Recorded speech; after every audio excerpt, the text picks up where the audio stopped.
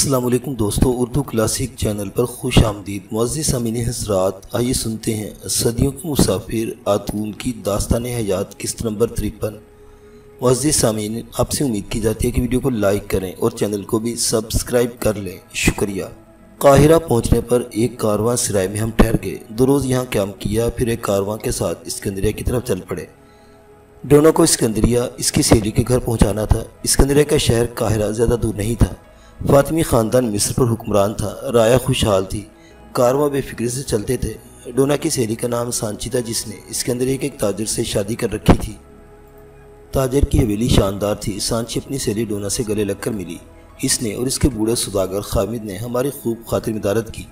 ایک ہفتہ اسکندریہ میں کام کرنے کے بعد میں واپس قاہرہ جانے کی اجازت مانگی تو ڈونا کی سہیلی سانچی اپنے کمرہ خاص میں لے گئی۔ یا اس نے مجھ پر حسین راز فاش کیا کہ ڈونا میری محبت میں گرفتار ہے اور مجھ سے شادی کرنا چاہتی ہے۔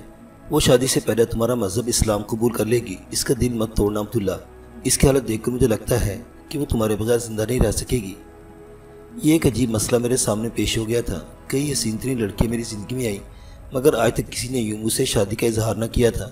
میں خود بھی اس پوزیشن میں نہیں تھا کہ کسی خاتون سے بیاہ کروں، کیونکہ میرا کوئی پتہ نہیں تھا کہ وقت کا ریلا مجھے کب تاریخ کے بحر بیکرا میں 200 یا 400 سال آگے بہا کر لے جائے۔ اگر ایسا نہ بھی ہو تب بھی میں یہ نہیں چاہتا تھا کہ میری بیوی میرے بچے میری آنکھوں کے سامنے بوڑھے ہو کر مر جائیں۔ لیکن ڈونا کے معاملے میں صرف ایک بات میرا دامن کھینچ رہی تھی۔ ڈونا اسلام قبول کر رہی تھی۔ ہو سکتا ہے اسلام قبول کرنے کے بعد، میرے ساتھ شادی کرنے کے بعد، اس کی نسل سے کوئی ایسا جید عالم پیدا ہو جائے جو دنیا کو ایک نئی فکر عطا کرے۔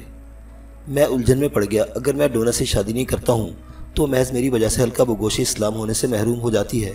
اس کا ملال ہو سکتا ہے صدیوں تک میرے ضمیر کو کچوکے لگاتا رہے۔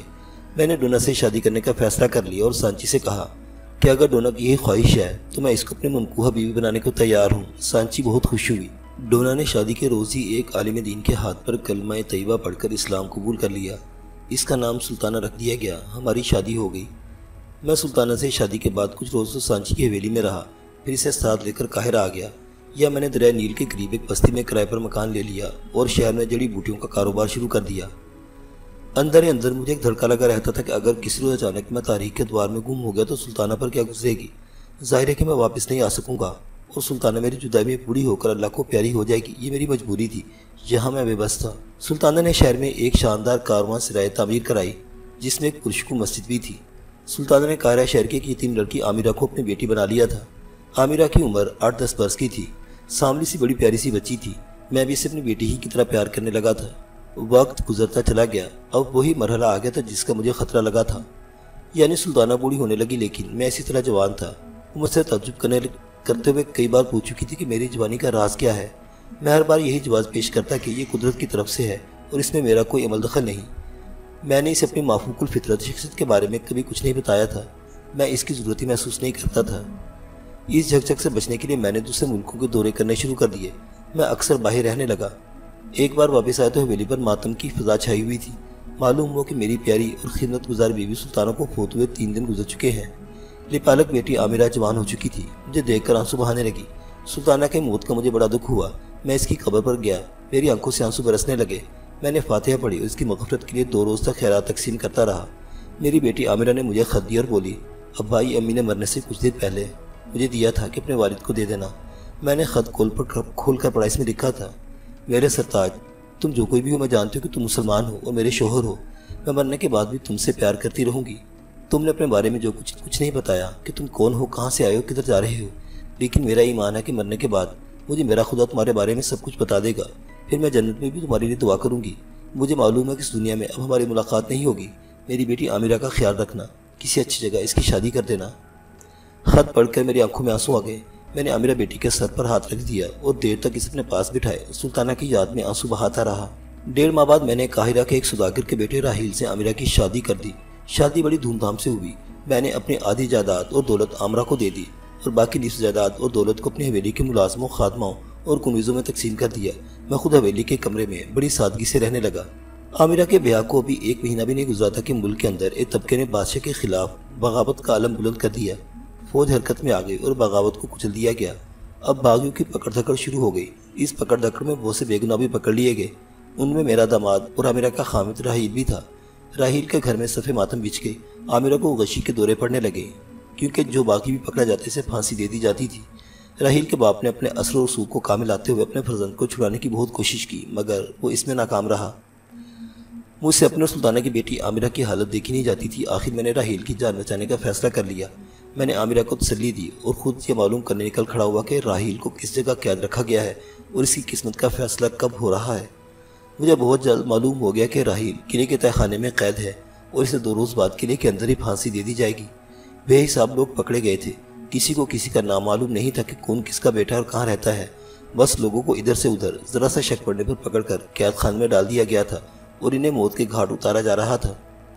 قلعے کے بندی خانے تک پہنچنے کے لیے 2 روز بہت تھے۔ قلعے میں پہنچنا کم از کم میرے لیے آسان تھا، لیکن وہاں سے راحیل کو آزاد کرا کر لانا تقریباً ناممکن تھا، ان معنوں میں کہ میں سینکڑوں سپاہیوں کی تیروں کی بوچھاڑ سے نہیں بچا سکتا تھا، اور پھر اگر میں کسی طریقے سے بچا کر بھی لے آتا تو اس کی شناخت ظاہر ہو جاتی اور اس کے باپ پر شاہی عتاب نازل ہو سکتا تھا۔ اس وقت میں نے اپنی والدہ ماجدہ کی جنت مکانی روح کا شکریہ ادا کیا جس نے مجھے اسم خاص کی نعمت سے نوازا تھا۔ میں نے اسم خاص کو عمل میں لانے کا فیصلہ کیا اور رات کے وقت سیاہ لبادہ اوڑھ اور گھوڑے پر بیٹھ کر شاہی قلعے کی طرف روانہ ہو گیا۔ اس وقت میری جیب میں ایک چھوٹی سی تھیلی بھی تھی جس میں دریائے نیل کا 6 انچ لمبا ایک ایسا سانپ بند تھا جس کے ڈسنے سے آدمی مرتا نہیں بلکہ کچھ دیر کے لیے بے حس حرکت اور بے ہوش ہو جاتا ہے۔ اس سانپ کے زہریلے نہ ہونے کے بارے میں بہت کم لوگوں کو علم تھا۔ اس کے ڈسنے سے اکثر لوگ محض دہشت کی وجہ سے مر جاتے تھے۔ میں نے سب معلومات پہلے ہی حاصل کر لی تھی کہ قلعے کی بندی خانے کا داروغہ آدھی رات کو گشت پر قلعے میں آتا ہے۔ میں قلعے کے دروازے سے کافی دور ایک جگہ راستے سے ہٹ کر ریت کی ٹیلی کی اوٹ میں بیٹھ گیا۔ قلعے کے داروغہ کی شکل میں نے دیکھ رکھی تھی۔ رات جب آدھی گزر گئی تو شہر کی طرف سے گھڑ سوار کا سایہ نمودار ہوا۔ قلعے کا داروغہ آ رہا تھا۔ جب گھڑ سوار قریب آیا تو میں اپنا گھوڑا بڑھا کر اس کے سامنے آ گیا۔ داروغہ نے گھوڑا روک کر پوچھا کہ میں کون ہوں اور کیا چاہتا ہوں۔ میں نے جیب سے سام والی تھیلی نکال کر کہا کہ وزیر اعظم نے تمہارے لیے ایک فرمان بھیجا ہے۔ اس سے پہلے کہ داروغہ مجھ سے پوچھے کہ میں فرمان لے کر راستے میں کیوں کھڑا ہوں تو میں نے تھیلی سے سام نکال کر اس کی طرف اچھال دیا۔ داروغہ نے تلوار نکال کر میری طرف لپکا، لیکن اسی دوران میں سام جس کی گردن سے چمٹ گیا تو اپنا کام کر چکا تھا۔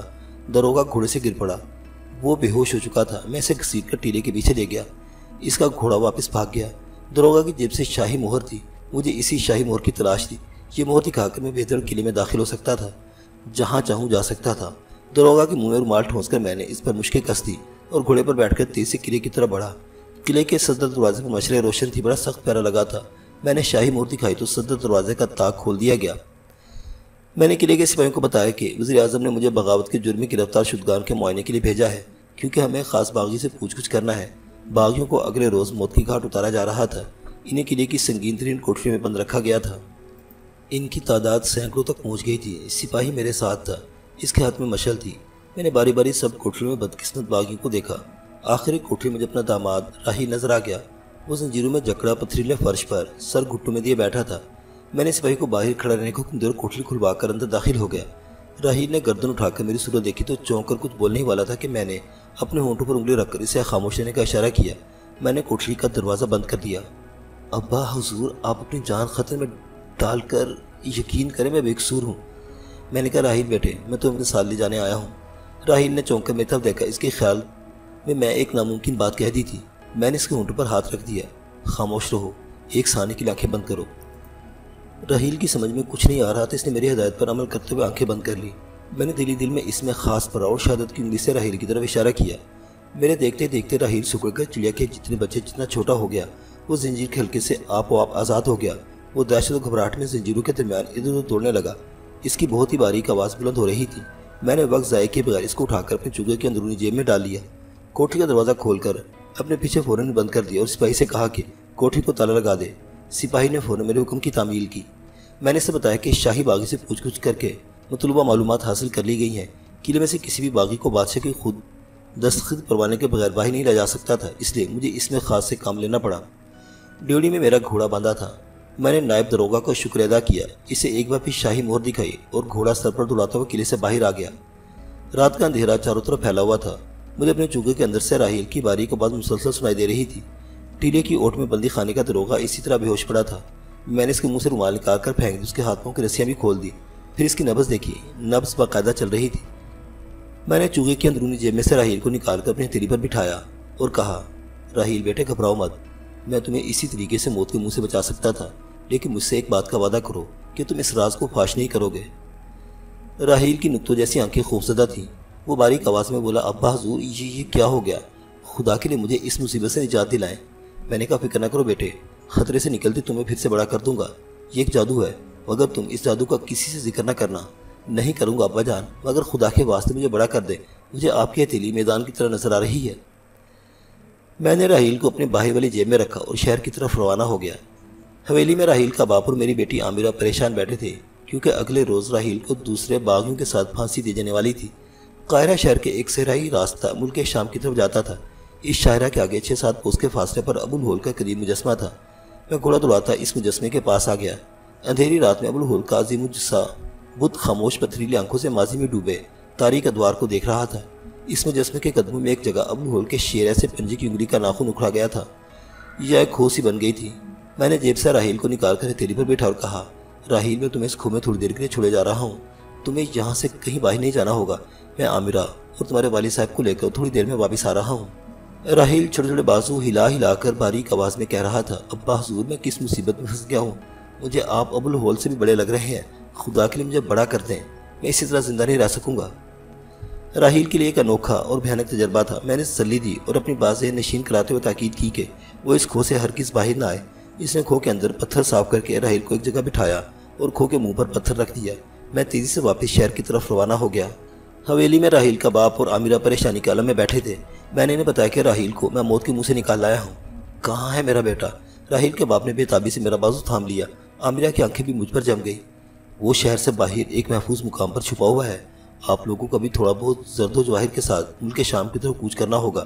راستے میں راحیل بھی ہمارے ساتھ ہو جائے گا۔ اسی وقت 2 گھوڑے تیار کر لیے گئے۔ راحیل کے ایک فالتو گھوڑا ساتھ رکھ لیا گیا اور ہم نے پچھلی رات کے دم توڑتے اندھیرے میں شہر سے نکل کر ملک شام کو جاتی صحرائی شاہراہ پر گھوڑے ڈال دیے۔ معزز سامعین حضرات، صدیوں کے مسافر عادول کی یہ داستان حیات ابھی جاری ہے۔ بقیہ واقعات اگلی قسط میں دیکھتے رہیے اردو کلاسک۔ اللہ حافظ۔